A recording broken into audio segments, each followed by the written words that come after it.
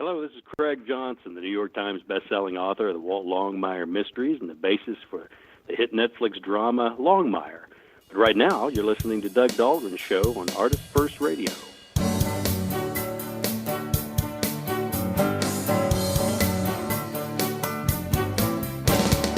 Welcome to another broadcast of the Doug Dahlgren Show on the ArtistFirst Radio Network.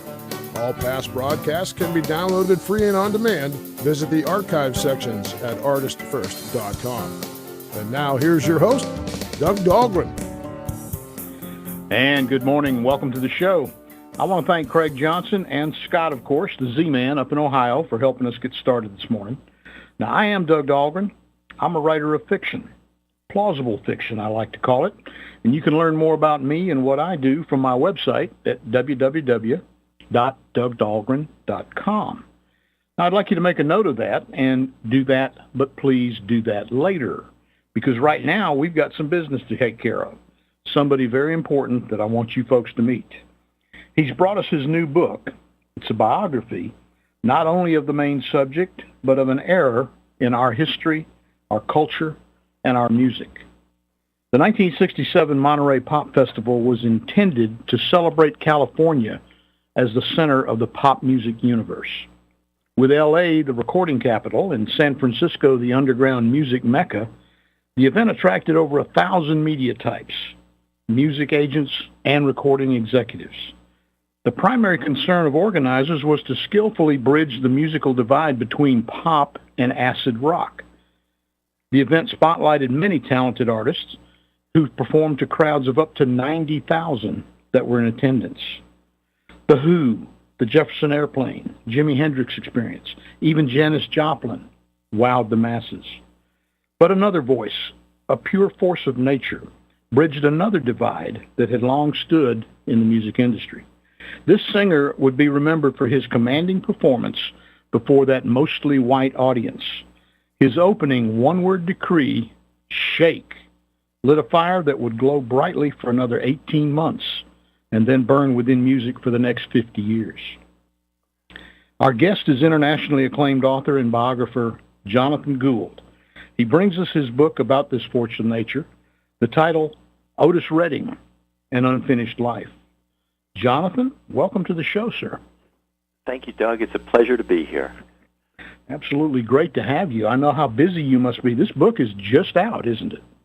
Well, actually, it was published in May, but that's relatively fresh. So yes, I'm still doing what I can to promote it, obviously, and I'm gratified by the response. I've gotten good reviews and a good response. So that's what we do this for in the end. Absolutely, and you've gotten that before. Now, Otis Redding was one of only 3 acts that were on the venue at Monterey. Is that correct? One of only 3 African-American acts. Actually, one of only 2 African-American acts. The other black artist was Hugh Masekela, who was a South African trumpet player. But it was Otis. Otis was the main attraction, and Lou Rawls, who sort of specialized in a kind of much smoother, what some people called cocktail soul, was the other African-American artist who performed. So they weren't really the focus of the event at all? Not at all, except for the fact that Otis particularly had by that time developed quite an underground, if that's the right way to put it, reputation. He was enormously popular in Britain. He had been on his two tours there had been lionized by the big British pop groups of the day, the Beatles and the Rolling Stones and groups like that, which had been listening to him and to other R&B artists in America. I mean, that's the music that they cut their teeth on. So when the time came to try to put this festival together, the people who did it, which included several members of the Mamas and the Papas, John Phillips particularly, they sort of cast a wide net as to who everybody they knew would recommend, and Otis was one of the names that kept coming up in that way. So obviously. that's the way he found his way there. Now, there were a lot of powerful names that the promoters had thrown around trying to draw attendees and also the audience. The names like Paul McCartney, Brian Wilson, Smokey Robinson, and Mick Jagger were all over the place. But these guys weren't really on the bill, were they? No, they weren't. They put together what was called a board of governors. Derek Taylor was the press agent for this event, and Derek was very, not only British but very British. He had worked as press agent for the Beatles, so he came up with this Tony idea of a board of governors who were going to somehow represent the sort of guiding spirits of the festival.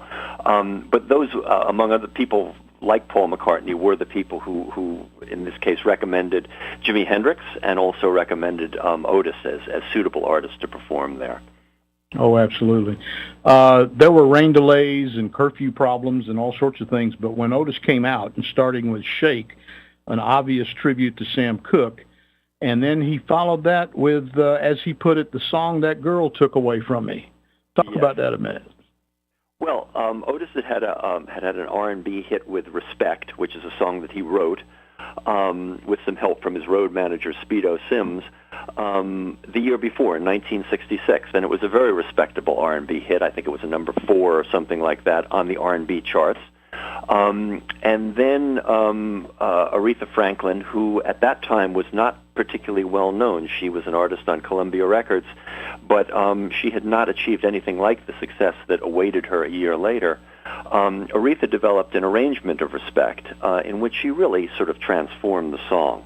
And when she moved to Atlantic Records in the winter of 1967 and began to be produced by Jerry Wexler, who was also loomed very large in Otis's career, because Atlantic was the sort of label that in some ways kind of sponsored Stax Records, which was Otis's label.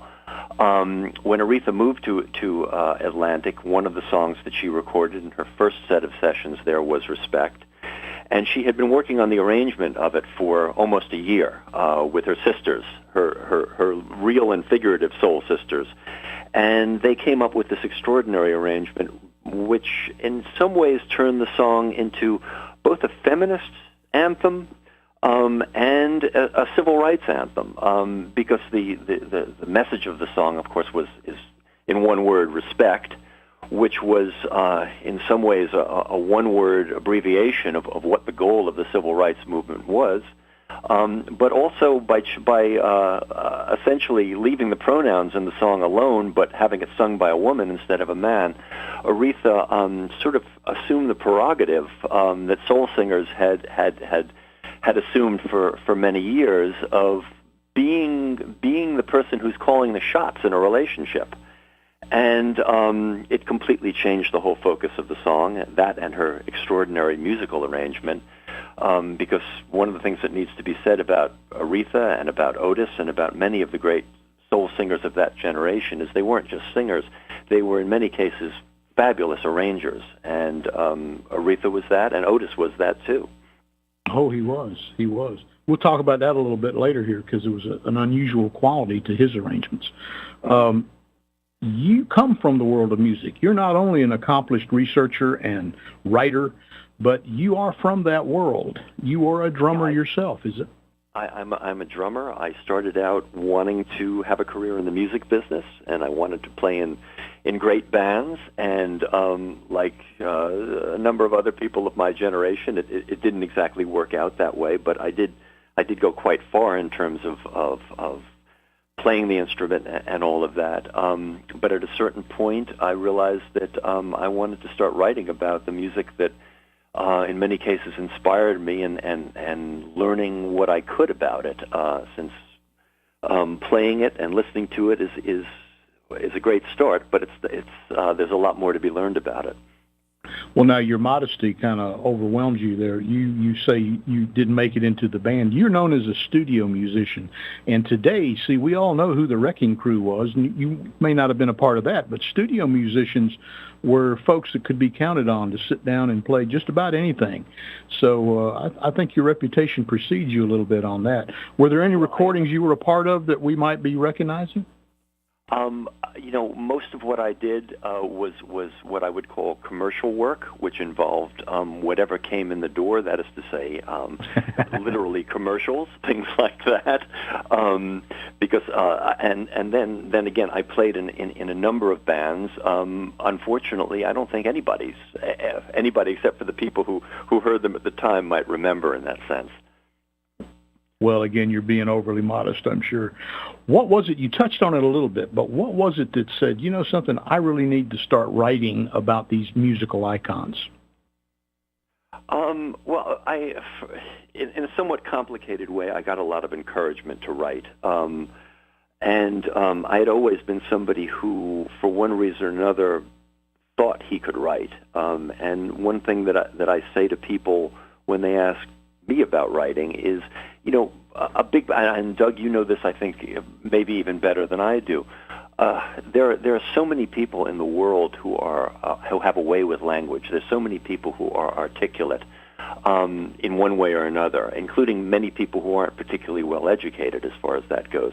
A lot of what writing is simply having the nerve to do it, and is summoning the nerve to do it, both in general and I think on a daily basis too.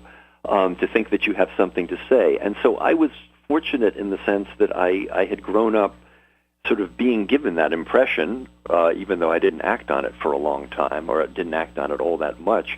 And at a certain point, what I became most fascinated with was the connection between performers and their audiences, which sounds simple, but which really sort of gets to the question of why particular artists and why particular styles of music become popular when they do. What are the correlations and what are the causations that cause, well, in this case, someone like Otis Redding, a black R&B singer, to become popular beyond the normal sort of, or what had been the normal sort of scope of the Chitlin Circuit and the urban theaters in the North, that at that time basically were the limits of an R&B career. And Otis was a great person to write about. Of course, this is a phenomenon which is called crossover in the music business. That is to say, the phenomenon of black artists crossing over to a pop audience or to a white audience. It's been a phenomenon that's gone on for in some ways 100 years. But it became particularly pronounced in the 1960s and particularly important in the 1960s. And, of course, there are a lot of very, very good reasons why that was happening, and we can talk about that. But that connection between artist and audience is sort of the thing that originally kind of fascinated me and caused me to want to write about these people.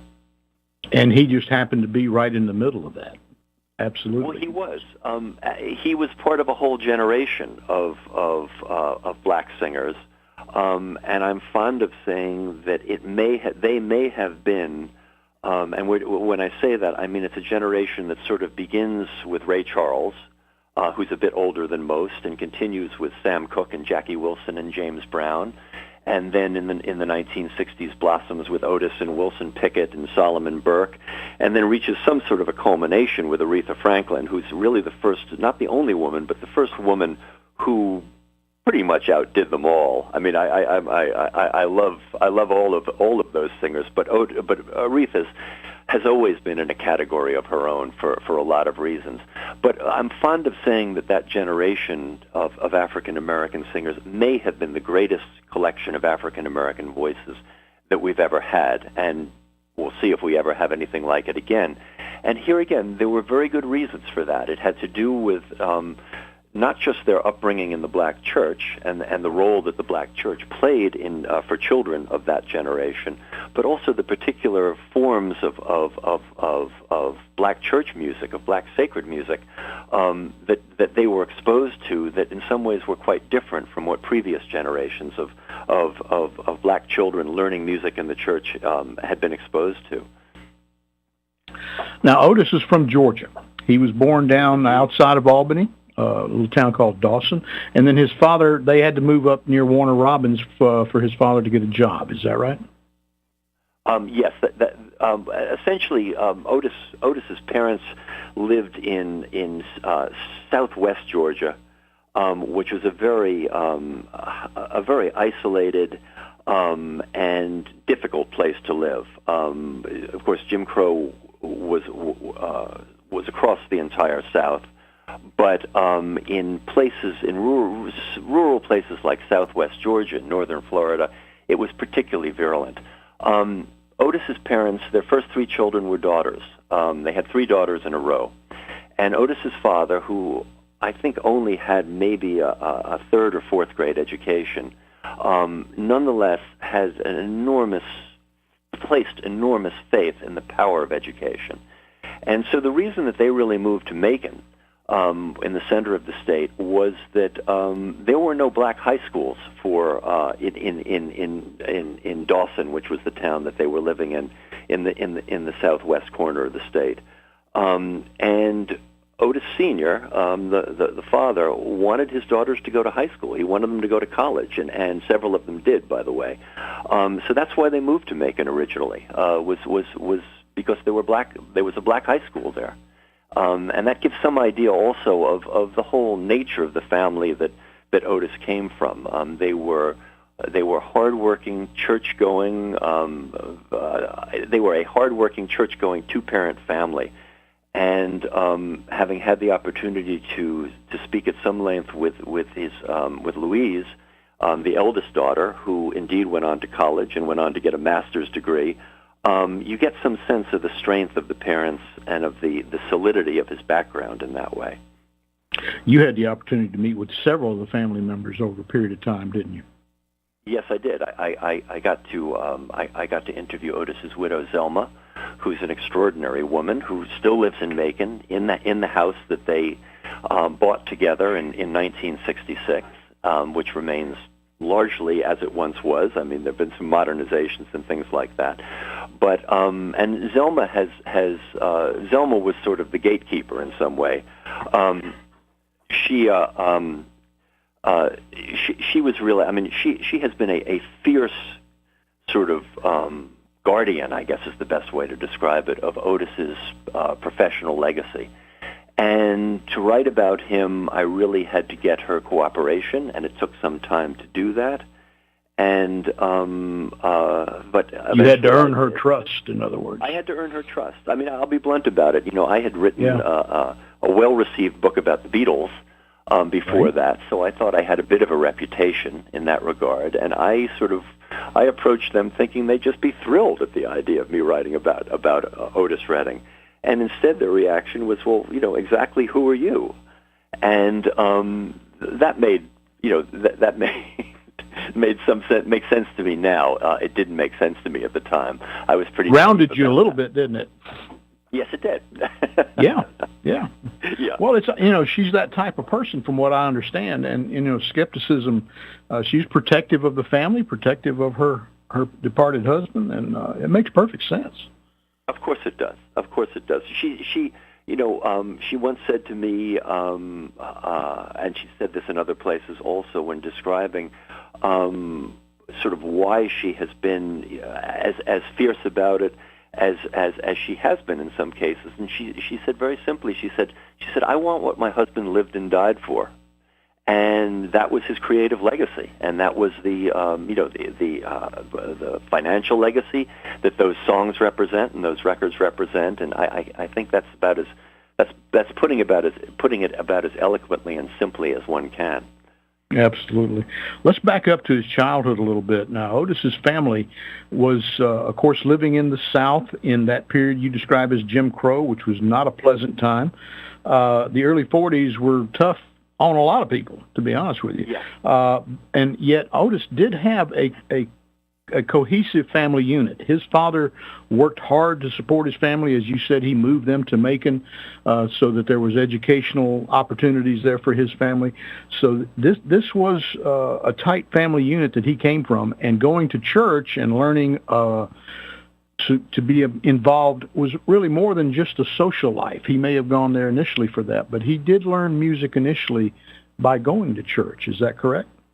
Oh, very much, very much. Like almost all, or like a great many black children of his generation, the African American church was the first and in some ways greatest social institution in black life in America. It was the one place where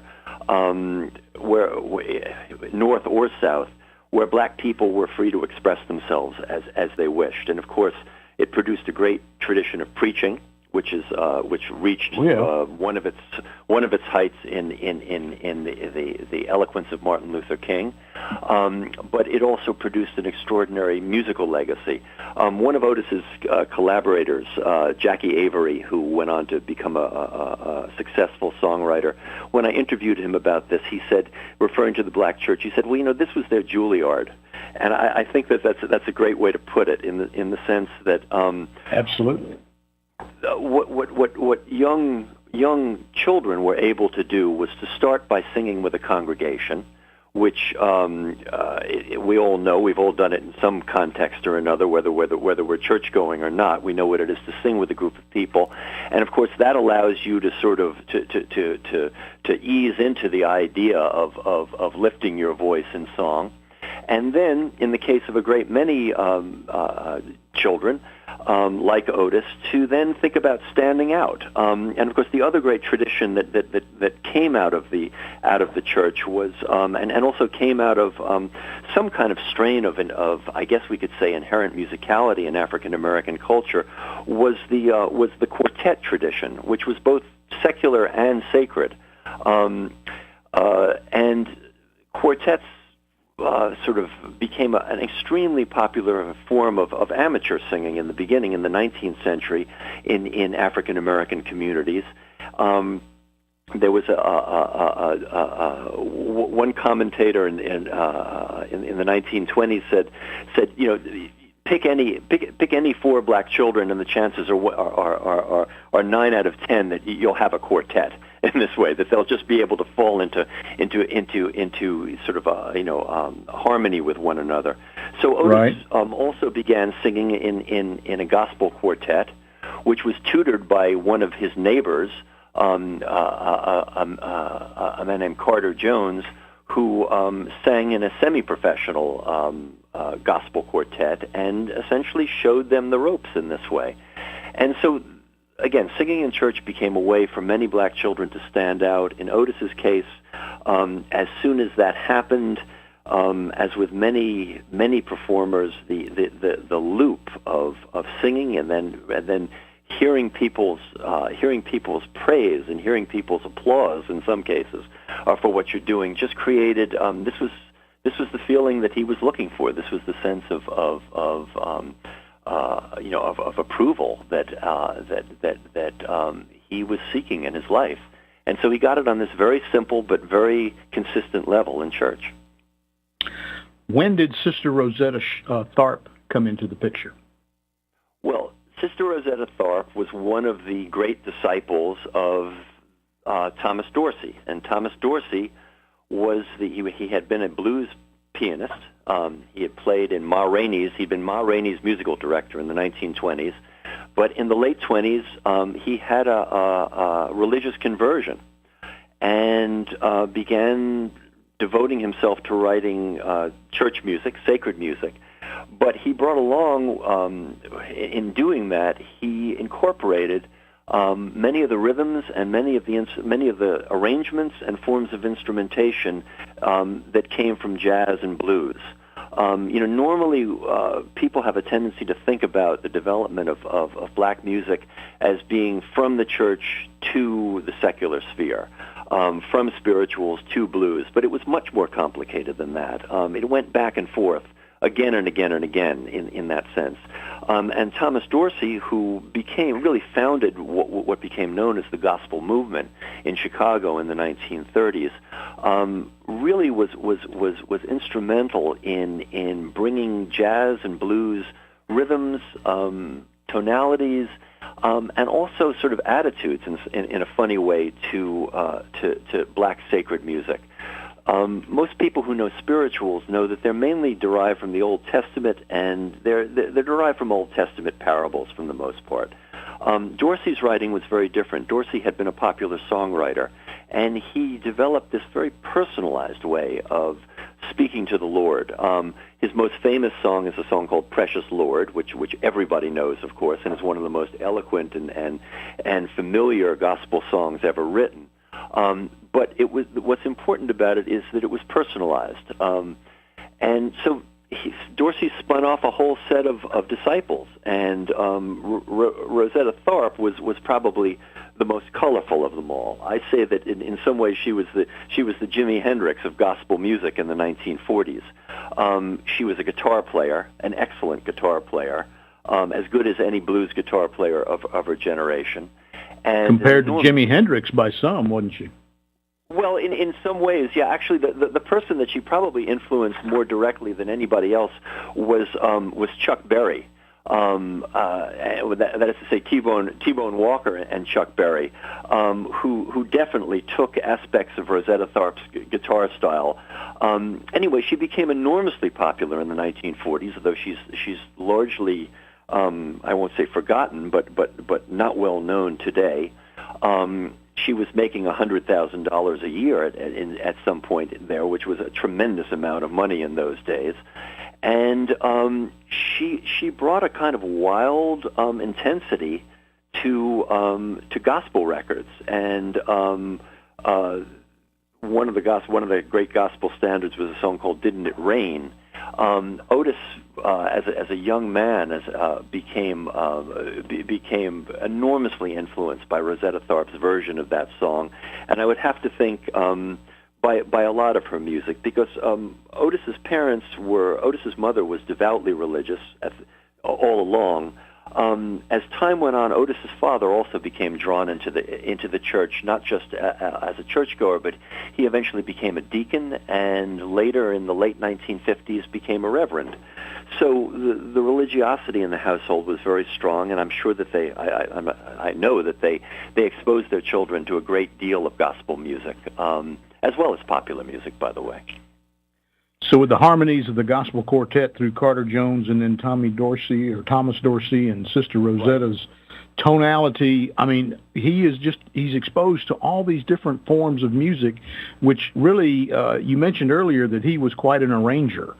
And though he really didn't ever learn how to read music, did he? No, he never did.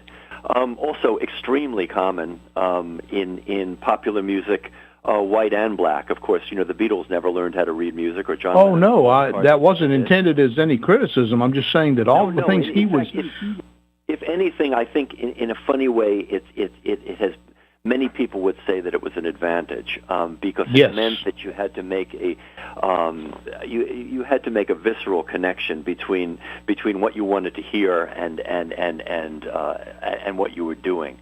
And popular musicians of Otis's generation became enormously adept at that. That is to say, of communicating their ideas to other musicians without the sort of the technique of writing it down and showing them. They would sing. They would demonstrate. Demonstrate. They would do all of the things that you see singers doing on stage to emphasize the rhythms in the music in this way. They would. Wayne Jackson, who was one of Otis's horn players at Stax, talked about how really Otis's specialty in many ways were the very distinctive horn lines that became synonymous almost with the sound of Stax music, and Wayne would said that Otis would just get in your face and sing you these horn lines until you thought you were going to come out of your shoes, is what he had to say. I've always loved that line because he knew what he wanted, didn't he? Some sense of the intimidation of having this guy standing there. Absolutely. Folks, we're here this morning. This is Doug Dahlgren. We're on the Doug Dahlgren Show at ArtistFirst Radio. Our guest is Jonathan Gould. He's brought us, and we're talking about his book, Otis Redding, An Unfinished Life. And we're going to be back with more from John after these short messages.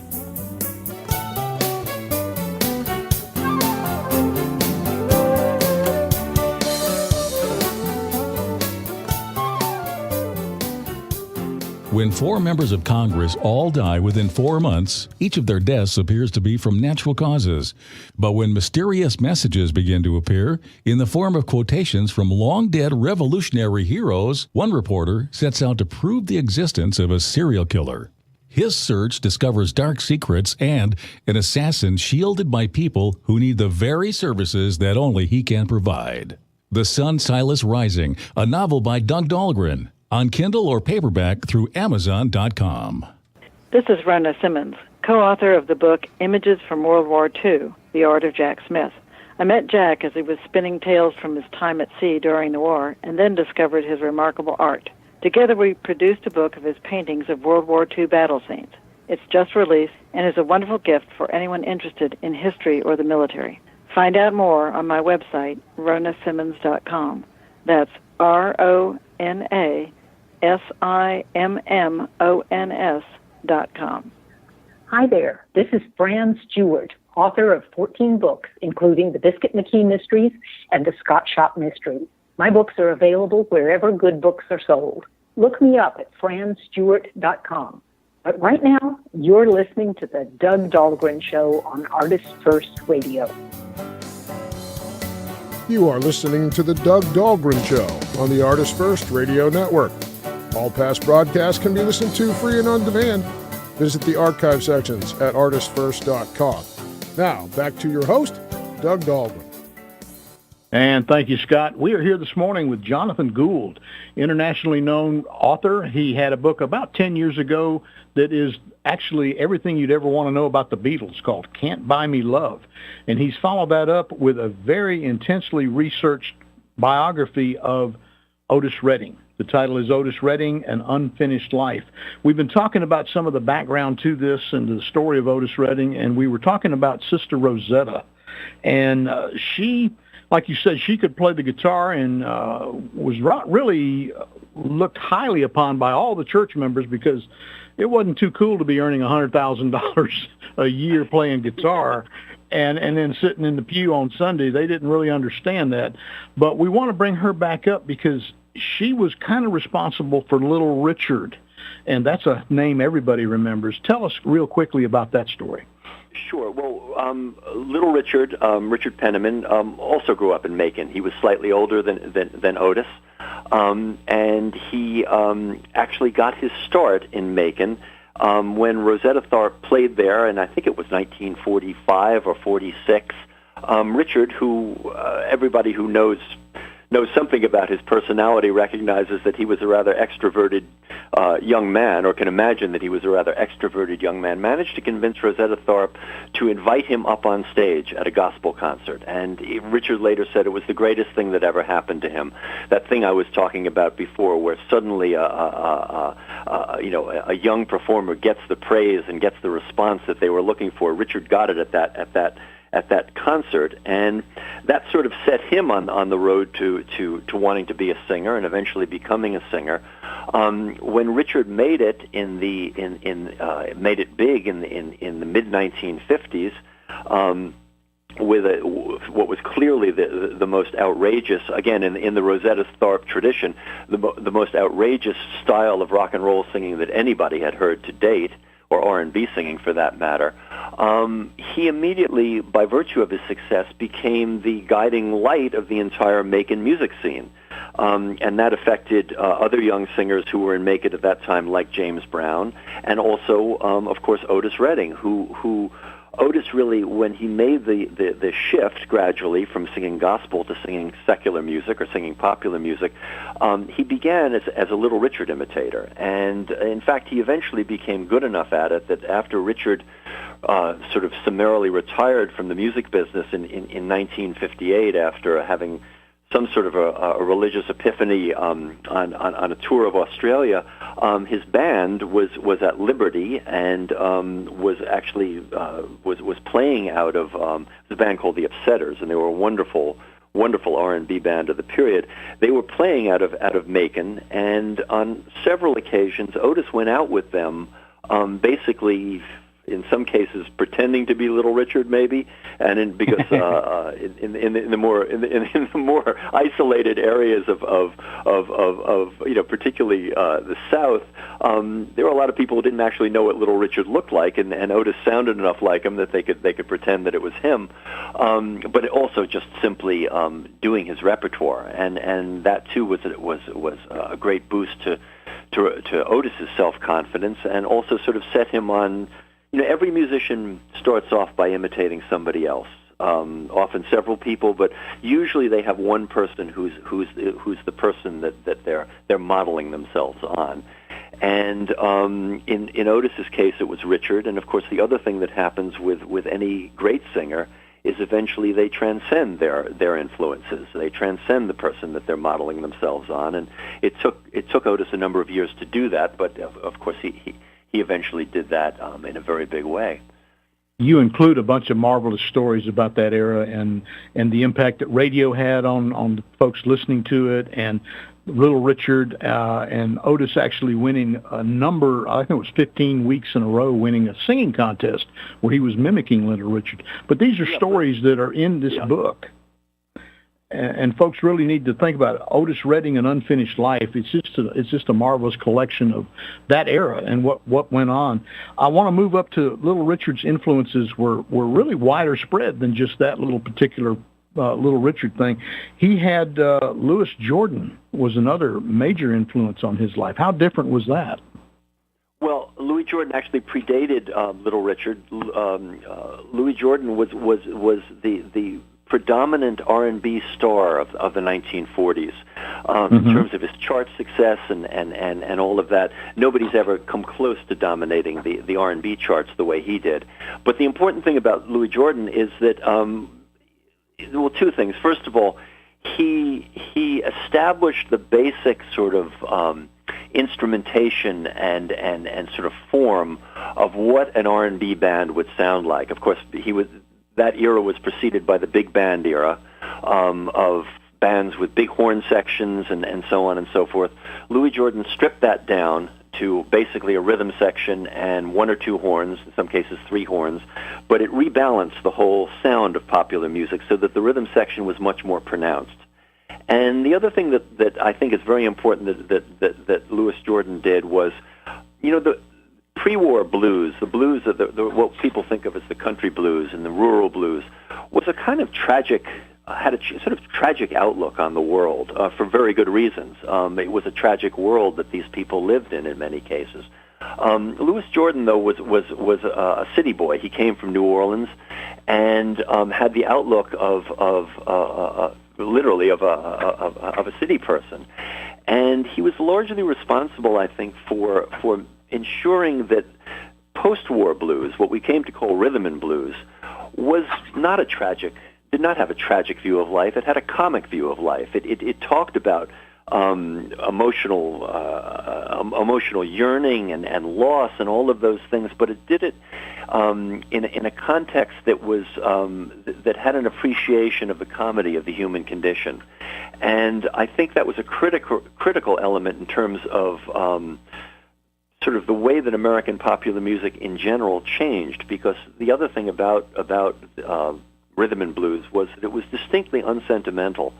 And American popular music, as anybody knows from the Tin Pan Alley tradition and the Broadway tradition, has always been enormously sentimental. And I think one of the things that people have sought in particularly black music in America, and I would say particularly white people who have been drawn to black music in America, is a respite from this kind of sentimentality, from this kind of saccharine view of human relations, in favor of something that feels much more real and much more like the way people actually relate to one another.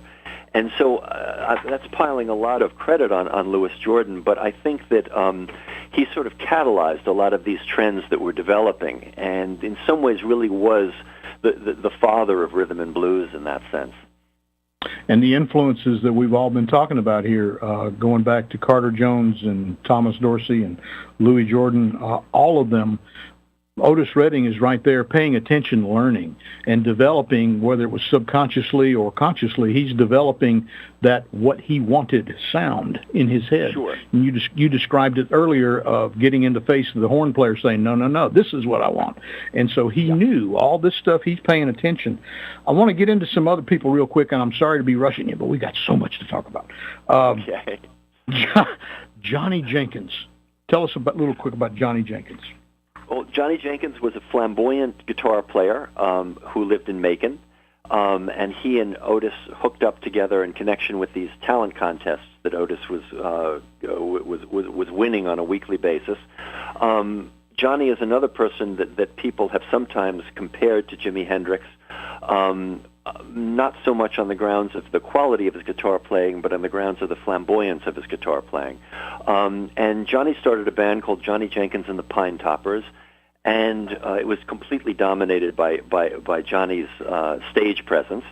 And Otis was the singer in that band, and Otis was very much second fiddle in that sense. In the one photograph of them that survives, Johnny is sort of in the front, sort of doing a kind of split with his guitar, and Otis is literally in the background, sort of standing there with a microphone.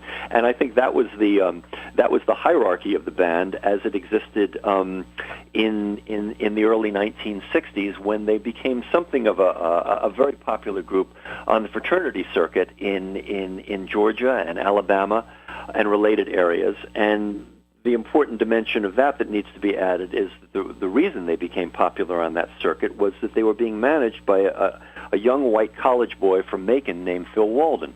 Here we go. And Phil is, of course, a critical figure in Otis's career. He was Otis's manager. He was Otis's friend.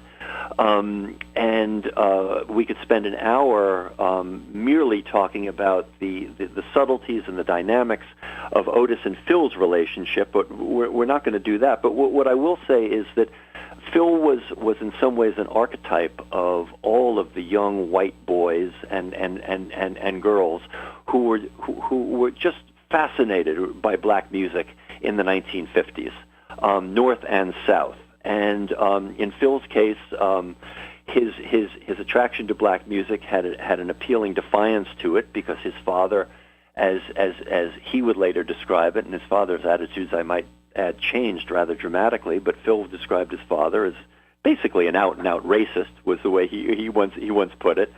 And so, as an adolescent, the attraction to black music was, as I say, a satisfying form of rebellion for him. But he was also an enormously entrepreneurial young man, and he got it in his head that he could start booking these black bands at high schools and white high schools, that is to say, and white colleges all through the South. And he wasn't the only person doing it, but he did it in a very concerted way, and Johnny Jenkins was his big act.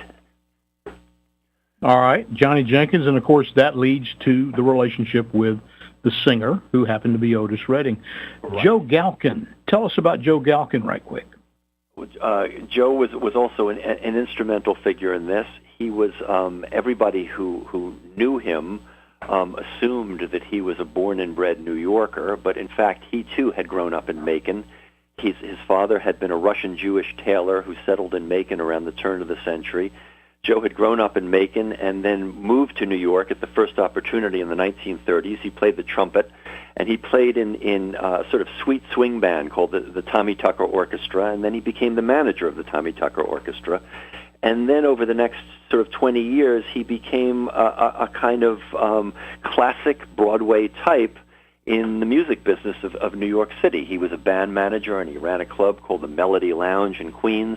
But when rock and roll came in the 1950s, he understood that the world was changing, and he returned back down south and invented the idea of being an independent record promo man.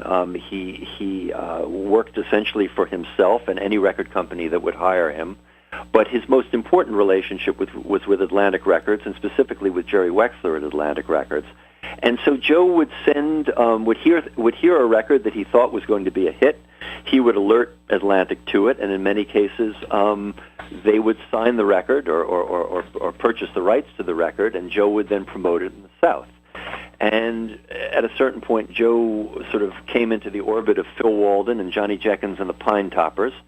And together, Phil and Joe came up with this scheme, I think is the best way to describe it. Joe was aware of the fact that there was a young upstart label called Stax Records in Memphis. And he was aware of the fact that the great sort of asset of this label was their studio band, which we all know today as Booker T and the MGs. But essentially, the first record that Booker T and the MGs recorded, which was a record called Green Onions, struck Joe as a surefire hit, and he was right about that. It went on to become a top 10 R&B and pop hit. And Joe and Phil Walden came up with a scheme which would involve Atlantic Records paying for Johnny Jenkins to make an instrumental album with the Stax Band in Memphis, and for Otis Redding to drive Johnny Jenkins to Memphis, and at a certain point in this whole session for Joe Galkin to say, well, this fellow here isn't just the driver, he's also the singer in the band, why don't you give him a shot? And the way the session actually played out was exactly as they hoped, in some ways even better than as they hoped. Johnny Jenkins, as I say, was a very flamboyant performer, but he was also a very insecure personality. And the session did not go well at Stax. And at a certain point, famously, Jim Stewart just announced to Galkin, he said, I can't make a record with this guy. And Galkin said, well, there's still time left on the clock, so why don't we give the driver a chance to sing? And Otis started off with one of his Little Richard songs, which nobody was very impressed with. And after, when that became clear, Galkin said, well, he has a ballad that he'd like to sing. And Otis, again, this sounds like the Hollywood version, but it really did play out this way. Booker Jones had actually left for the day because the session was sort of falling apart. Steve Cropper, the guitar player in Booker T and the MGs, sat down at the piano, and he asked Otis what key he wanted to sing in. And Otis's reply to him, according to Steve, was he says that doesn't matter. He said, just give me those church things. And Cropper had the presence of mind to understand that what Otis was asking for was a 16-bar gospel progression. And started to play that, and Otis started to sing the song that we now all know as These Arms of Mine. And Cropper's comment about it was that as soon as he opened his mouth, the hair on his arms stood up. I mean, he just couldn't believe what this young man sounded like. And I think the thing that everybody needs to understand is that I don't think that Otis really knew what he sounded like either, in the sense of this is not the type of material that he had been singing. He'd been singing up-tempo, R&B songs, and for that, his Little Richard imitation was very well suited, if it was a bit anachronistic in 1962. But Otis as a ballad singer was something completely new, and it became really the basis of his style as a recording artist for the first couple of years of his career. You mentioned in here the relationship between Phil Walden and Otis. There is just chapter after chapter, is just all kind of marvelous stories and details about that relationship that folks need to read and understand. I guess we can encapsulate it because our time is running short here. Sure. Phil Walden once said of Otis, he's the most original and intelligent person I've ever met. They were truly friends, weren't they? Yes, they were. They were friends. They were business partners, and again, it wasn't unusual for a black artist to have a white manager in those days. In fact, in some ways, it was the norm. James Brown, Wilson Pickett, almost all, with the exception of Sam Cooke, it was true of. What was unusual in Otis and Phil's case was that they were contemporaries. Most of the white managers of black artists, first of all, they almost all tended to be Jews. They all tended to be Northerners. They all tended to be people who were much older and gruffer and kind of, these sort of gray heads, I guess is the best way to describe it. Phil was a couple of years older than Otis. He was literally a college boy. And he shared with Otis, though he was white in Macon, Phil grew up feeling a bit put down by Macon society, I guess is the best way to describe it. His father was a clothing salesman. The family was strapped for money most of the time he was growing up. He shared a lot of the wellsprings of Otis's ambition and Otis's determination, which was, in some way or another to show these people that he was that he was worth something. And in Phil's case, he had a very quick tongue, and he had a very quick intelligence, and a very quick humor also. And I think it would be an overstatement to say that they became best friends. Phil sometimes kind of presented it like that. It was much more complicated than that. But they were devoted to one another. Both of them valued loyalty very highly, and were very loyal to one another. They had a couple of major falling outs that they repaired as they needed to. But it was kind of a remarkable relationship given the time and place that it was taking place. Now, Phil is no longer with us, so you were not able to really interview him for this book, but you talked to a lot of friends and people who did know both Otis, Phil, and all. One of those that you spent time talking to was an aspiring, at that time, music agent by the name of Bill Hall. Now, how did you meet Bill, and how did he help you in researching this book? Well, Bill was one of these names that somebody mentioned to me, like, oh, you ought to talk to Bill Hall. I didn't know who he was. I got in touch with him in Los Angeles and actually visited with him in Los Angeles.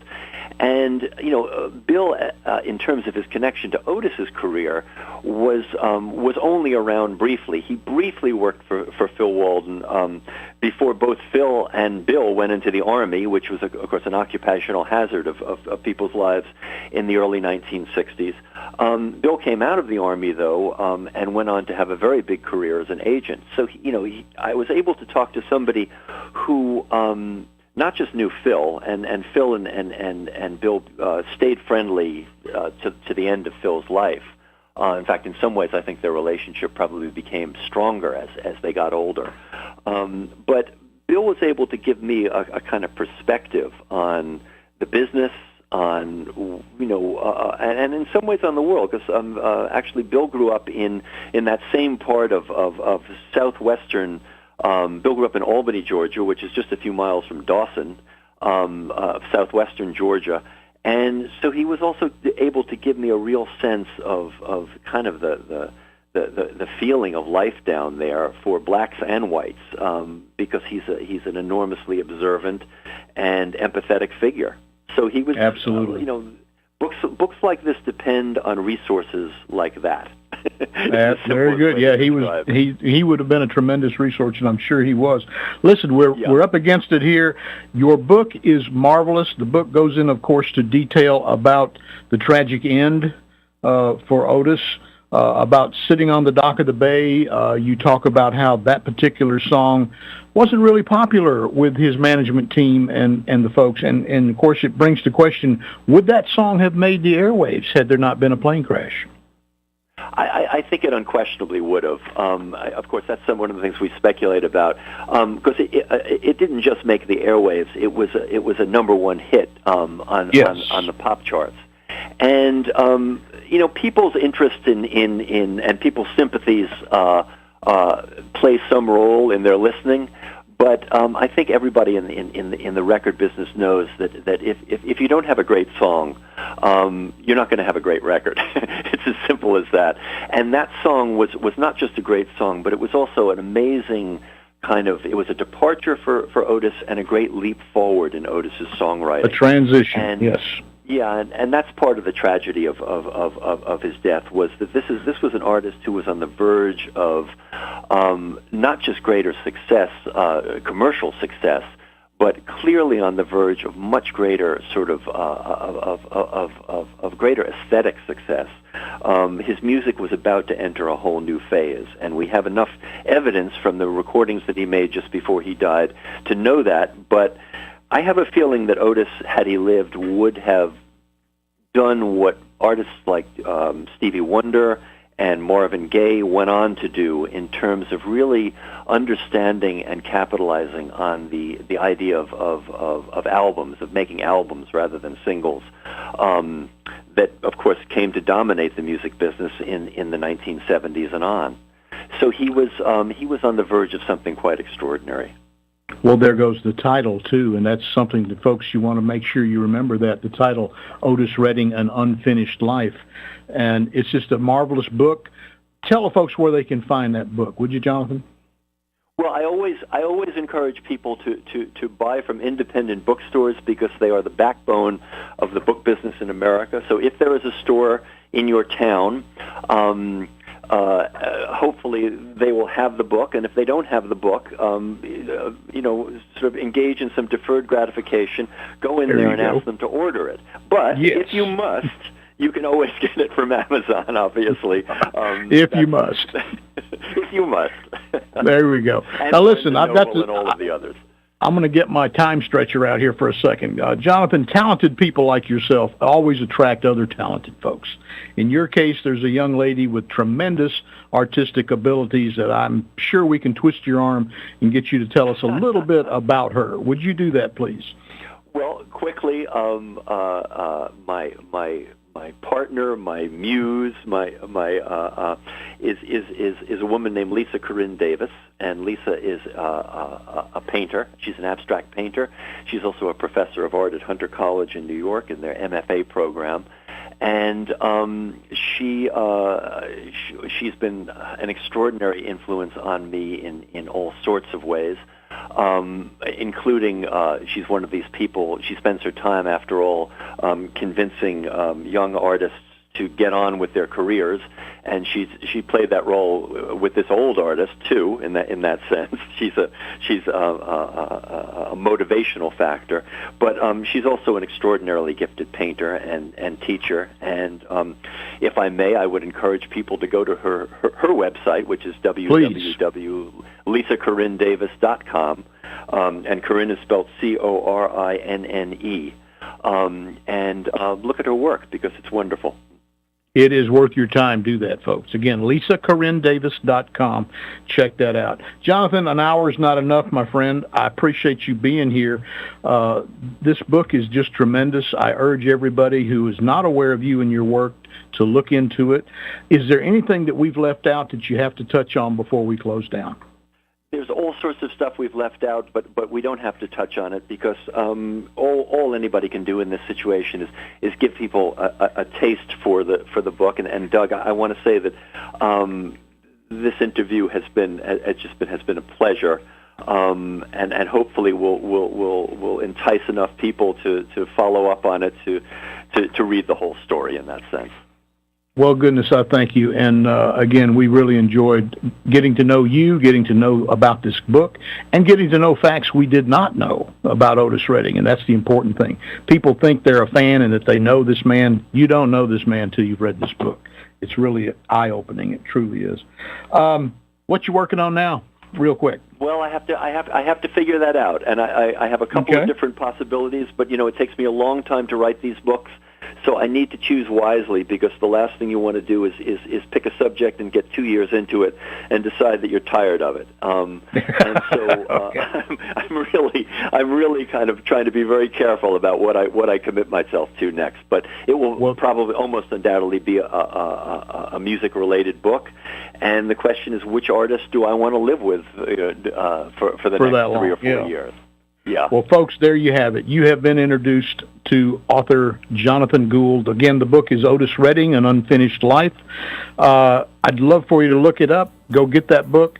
If you have any comments about the program, please send those to me at email, doug@dougdahlgren.com. So until next time, for myself, I am Doug Dahlgren. For my guest this hour, Jonathan Gould. And, of course, thanks to Scott Z running the board for us up in Ohio. For all of us, I say, take care of yourselves and each other. Read a book. If it's not Jonathan's, maybe you'll pick one of mine. And I'll see you all again in just 167 hours. Take care now.